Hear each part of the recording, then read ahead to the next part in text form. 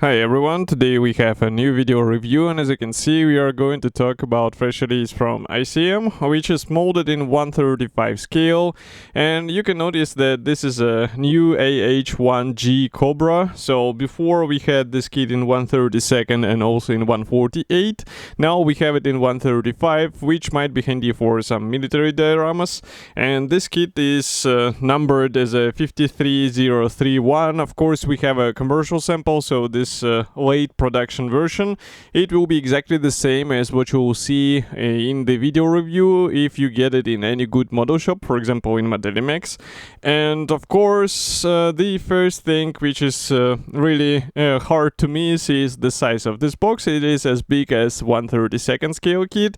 Here is comparison with my hand. We have really nice box art here, and also on the side here you'll find short history note and some information about the kit. So there are 231 parts which should assemble into a model with a length of 459 millimeters, so it's quite a long helicopter, and you should account for this if you plan to display it somewhere.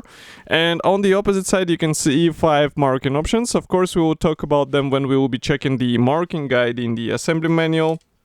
So it will be interesting to see which markings are actually included. You can notice that now I'm cutting through the plastic seals. So here we have actually the typical ICM packaging, and it means that if those seals are broken, then somebody was opening the box before you, and it's a good, I would say, hint that you should check the parts and maybe also ask the seller if why it was opened maybe. Okay, so now I'm opening the box. I took it off the table because usually it's a tight fitment of the top lid, so it's really difficult to lift it off, as you can hear, and that's why it's easier to do it on the vertical position. And yeah, and kinda torn away a bit, but here you can see that it's flexible part. It does not provide any protection to this box. What is actually protecting all the parts is this white cardboard box, and if I open it inside, well, there is plenty of space inside, to be honest, so I can even try to show it if I won't break anything. So here you can see it. And that's really surprising that this tall box was chosen, because I think even the thin format box would be enough here. But all the parts are packed into this resealable plastic bag, so we just need to open it and take a closer look. Okay.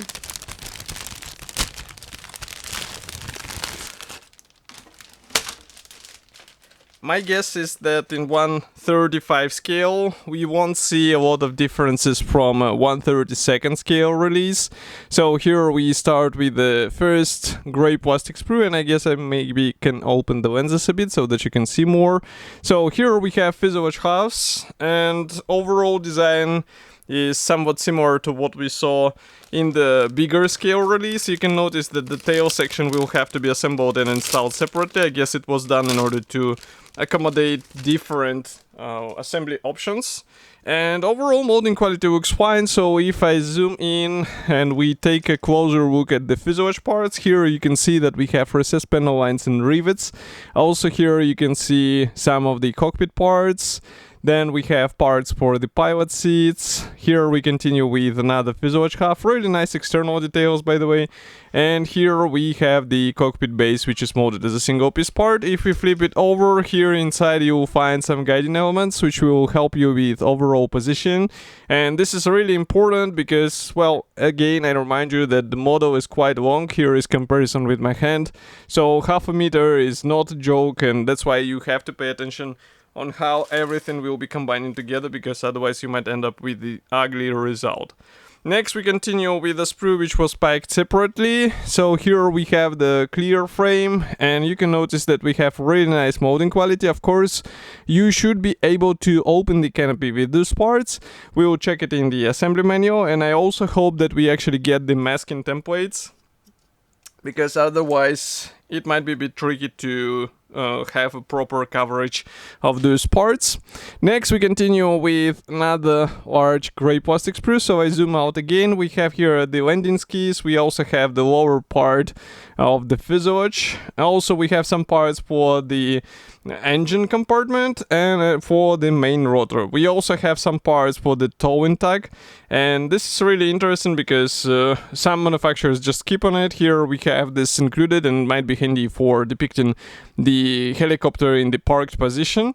And again, I can zoom in even closer so that you can check all of this stuff in a bit more zoomed in view. So overall, I see that the parts are as good as on the previous releases, so it's just a matter of careful assembly of all of these things together.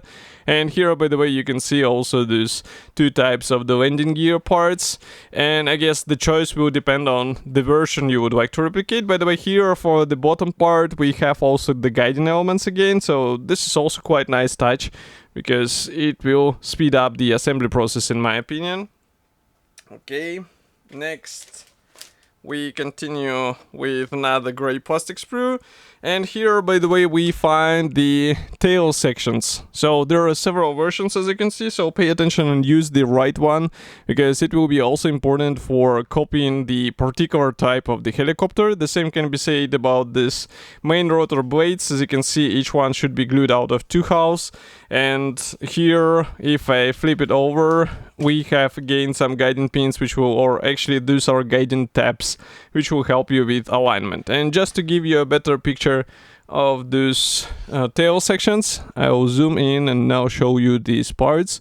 So again, we have raised rivets, which is really cool, but it might be a bit cumbersome in order to let's say sand or do some other extra modifications, because you can easily delete those details. So pay attention, and this is definitely something different from what we are used to see in other kits. But as far as I remember, real Cobra also has the raised rivets, so that's why it is important here in this model.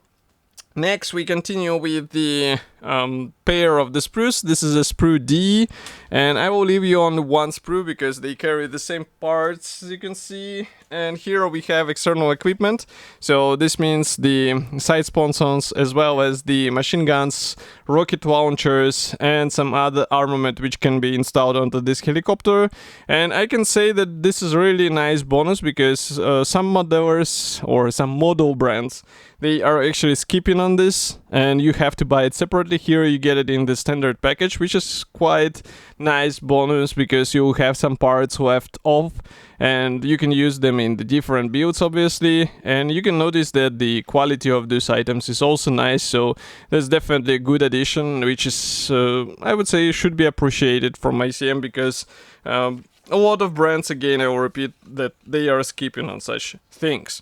Next, we continue with the small ad. Here we have the paints from ICM. So those ones, as I said before, they're really nice to use for airbrushing and brushing. Surprisingly nice, I would say, because I would be honest, I was not expecting a lot, but they turned out to be a really cool thing to use.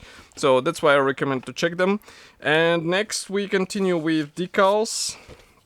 So for the decals, we have only one decal sheet. Here it is. I think we can close the lenses and zoom in so that you can see what we are talking about. There is no mention where they are printed, but overall quality looks nice. We have also some decals for the instrument panels, but there are no decals for the seat belts.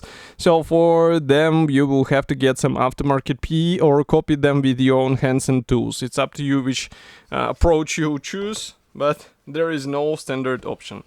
And next, we continue with assembly manual. So here it is, large color printed brochure. So I will have to zoom out a bit and show you what we actually have here. So first page is dedicated to the history note and also some color charts. Here we continue with the parts map. A red color obviously means that these parts will not be used, and frankly speaking, there are surprisingly few parts which will stay untouched. So really unusual. And assembly process here starts with the pilot seat, then we continue with the cockpit floor, then we start working on the main cockpit base and also instrument panels. Then we have this engine compartment, and then there are also some modifications needed in case you choose particular markings. Those are third and fourth marking. I guess it will specify the external equipment which is installed onto this helicopter. So next we install all of this stuff into the left fuselage half. Here we join the fuselage halves together, and then we proceed with the nose section. By the way, note that the nose section is assembled out of two halves, so be careful with it. And here we also have some differences for the nose turret. So again, pay attention or decide in advance which marking option you would like to copy, because it will actually define the choice of the parts, and this is also important. Next we continue with more things being added on the sides of the helicopter. So those are side sponsons and also wings. And next here we continue with the tail wings. Also, we install the landing gear, so as you can see, only one type of parts will be used for the late version. And for the canopy, I can see that manufacturer actually does not show the possibility to open. No, actually they do show for this second pilot seat. So front one will be closed. Well, at least this will be handy for showing what is inside the helicopter. Next, we continue with the main rotor. Here we install it onto the place, so as you can see, this part will also influence the overall length of the model. We also have the towing tag here, which can be installed on your model. We have the masks template, which is really cool. There is also separate assembly manual and loading guide for the external armament, and of course we have also color printed marking guide. So here we have two helicopters from 1971, another pair from 1972, and one more from 1973 with the shark mouth. I guess a lot of modelers will actually go for this marking because it looks quite colorful. But overall, we have a really nice release in another popular scale, and it comes from ICM, so you should be already able to get it in Modelimex, for example. Of course, I will be happy to hear your opinion about such a release. Do not forget to write it here in the comment section below. If you like this video, press the like button and subscribe to our YouTube channel, and I will see you in the next video review as usual. Thank you for joining me today, and bye.